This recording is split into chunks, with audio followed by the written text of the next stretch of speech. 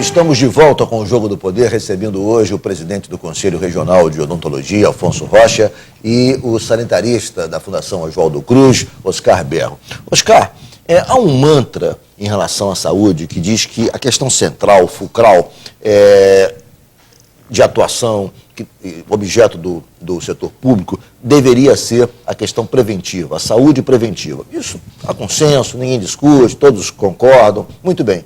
Mas, a despeito disso, também, de novo, a impressão que se tem é que se pouco faz em relação à saúde preventiva. Os esforços, os maiores recursos são empregados na medicina curativa apenas, ou seja, ficamos ali enxugando gelo e não se avança para uma situação efetiva de melhoria, porque a medicina preventiva ainda é muito incipiente no Brasil. Qual é a sua avaliação, Oscar? Nós estamos aqui, o Rio de Janeiro é um bom exemplo. O Rio de Janeiro, nas gestões anteriores, investiu pouco em atenção básica, pouco no que é a prevenção, né? E vamos figurar prevenção, medicina preventiva e curativa, como se fossem dois nortes diferentes. Então, nós saímos de uma prefeitura que tinha um investimento que chegava na casa dos 3%, e hoje estamos com a medicina preventiva, com a saúde preventiva, as clínicas da família, estamos a mais de 30%. Então, mas hoje aqui no Rio de Janeiro, no Rio de Janeiro. Mas às vezes a gente fica discutindo assim, casa de parto, que é uma casa que você tem o atendimento a uma gestante desde o pré-natal até a gestação inteira e até o nascimento, e não precisa ter um médico. Mas não precisa mesmo, não é um programa do Rio de Janeiro, é um programa nacional. As pessoas ficam dizendo, mas não tem médico, o que é 2.000 atendimentos, 2 óbitos. Essa estatística você não consegue em lugar nenhum do mundo. E por que você não investe nisso? Às vezes volta a história da fogueira da vaidade. Quem foi que inventou, quem botou a plaquinha e quem é o dono. Não, o cidadão não precisa disso. Se você tivesse o público ou o privado e o cidadão for atendido, o cidadão está pouco preocupado se é público ou privado. Ele quer ser atendido. E por que o cidadão vai na urgência e emergência? Porque as necessidades dele de atenção básica e a prevenção não são contempladas. O programa de saúde da família no Rio de Janeiro agora melhorou a situação. Muito. Tinha uma cobertura no Rio absolutamente pífia, incipiente. Quer dizer, ou seja, é um programa típico de medicina preventiva, que na realidade aqui no Rio não funcionava. Agora melhorou. Agora nós estamos numa situação melhor. Nós tivemos um secretário de saúde que foi demitido por fax, porque ele pedia 600 equipes de saúde da família. Então, não existia a prioridade de um determinado prefeito, ou de um governador, ou do presidente da República, numa lógica preventiva. Se você prevenir, vai gastar menos dinheiro. Se gastar menos dinheiro, como o caso das casas de saúde, aí nós temos uma casa de parto ali, Davi Capistano, que é ali em Realengo, que funciona maravilhosamente. Eu convido a qualquer pessoa que queira ir, vocês vão ver alguma coisa que funciona no setor público de saúde preventiva, mas as pessoas querem ter um hospital, porque o hospital vai comprar equipamento. Acabem isso, nós não temos dinheiro para tudo, país nenhum do mundo tem dinheiro para tudo. Temos que definir prioridade, a nossa prioridade é a prevenção, senão a gente está mal, muito mal. Doutor Afonso, o brasileiro comum, diante da estrutura tão pífia, tão incipiente do serviço público de saúde bucal, acaba tendo que recorrer ao serviço privado, no que se refere a dentistas e tal, tratamento dessa natureza. E constata uma triste realidade. Por que é tão caro o serviço odontológico, doutor Afonso? Olha, eu acho que existe uma grande inversão de pensamento. Pois não. O serviço odontológico ele não é caro. Mas essa é a impressão que o brasileiro tem. Essa é a impressão que temos. Não por agora, isso é uma impressão do passado, onde talvez a odontologia fosse cara. Hoje a odontologia não é cara. Eu vou lhe dar um exemplo. Se a gente faz um tratamento, e esse tratamento custa X reais, mas se ele tem uma durabilidade de 10, 15 anos, ele não custou nada. Se eu compro um carro, no mês seguinte eu perco 20%. Não, o senhor tem razão fazendo esse tipo de análise, mas uma questão é essa análise que ela na realidade, comparativa, está ponderando a durabilidade, mas a outra razão é quando se pondera o preço com o salário do brasileiro, e aí não adianta dizer que vai durar 30 anos, ele não tem como pagar. Não, quer dizer, essa é uma questão concreta, real. Não, mas existem os atendimentos que não têm esse custo tão alto. Prevenção de novo.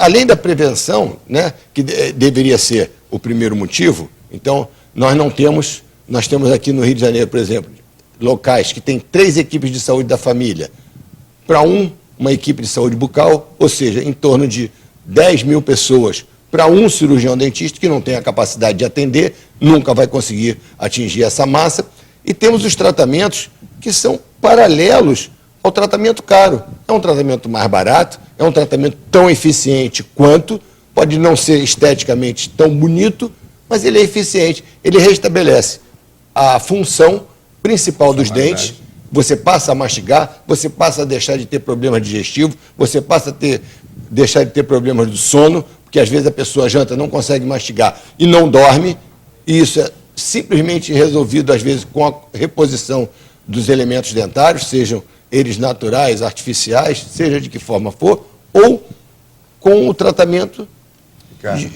que pode ser feito. Mais de 35% de todas as doenças, elas entram pela boca.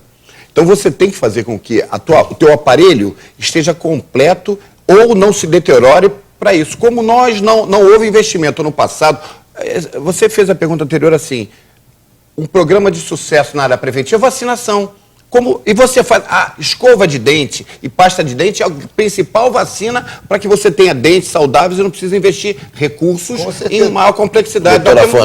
O doutor Afonso gerenciou um problema sério, quer dizer, em relação aos dentistas, no que diz respeito ao plano de saúde.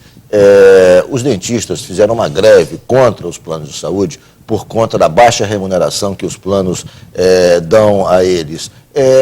Que situação, em que pé está essa guerra que existe hoje entre dentistas e planos de saúde? Na realidade, se estabeleceu uma queda de braço entre os planos de saúde e os dentistas, que reclamam do que recebem. Por outro lado, os planos de saúde não se mostram flexíveis a negociar e a melhorar essa remuneração. Mas, desculpe, quem sofre com isso é a população, doutor Afonso. Na realidade, enquanto vocês estão brigando, a população, pelo contrário. Na realidade, é aquela que está sofrendo, porque quando vocês fazem a greve, quando o dentista, quando o médico faz greve, quem sofre é a população. Olha só, a greve, então, quer dizer, eu entendo a posição de vocês. A greve da odontologia é diferente. Por que é diferente? É diferente porque a paralisação é de um determinado plano. A responsabilidade do atendimento é do plano, não é do dentista. Ele é apenas um credenciado. Ele não pode ser um profissional altamente qualificado, um profissional que estudou muitos anos, que adequou seu consultório, que tem os instrumentos de última geração e não receber por esse atendimento. Não tem dúvida. Você acha possível? Não tenho dúvida. Não, que um cirurgião dentista... Não há como se negociar, não há como se avançar numa negociação sem prejuízo da população, sem chegar ao momento da greve, porque quando estabelece a greve, há um rompimento desse pacto de negociação. E aí, então, a despeito do aspecto legal, da competência legal, ser do plano de saúde, aquele afiliado, aquele cidadão brasileiro que, na realidade, buscou atendimento, não terá o atendimento e não terá que recorrer naquele momento. Não, ele vai recorrer ao serviço público para fazer aquela emergência, se for um caso de emergência, ou vai recorrer a um outro profissional que não esteja participando do movimento. O movimento não tem a finalidade de greve nem de paralisação. O movimento tem a finalidade de se reconhecer o respeito ao cirurgião dentista. É impossível um profissional trabalhar e não receber pela consulta. Perfeito.